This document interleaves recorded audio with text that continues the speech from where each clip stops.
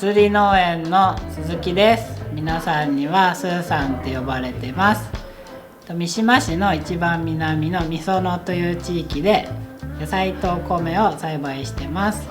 自然栽培という肥料とか農薬とか除草剤などを一切使わないで栽培しています。自家採集を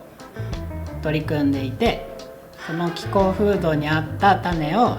取ってまた翌年まくということをしています。毎年冬の時期に味噌作りワークショップをやっています。味噌作り簡単で、潰して混ぜて詰めるだけです。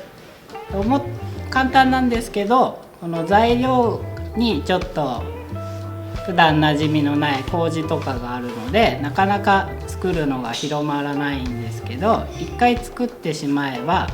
簡単に覚えられるし、何よりこの美味しいっていうのがすごく魅力的な部分になります。なので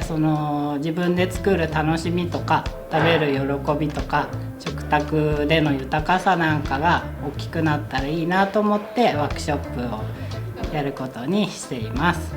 で、使う材料は信頼のおける知り合いの農家さんだったり、うちのお米を使った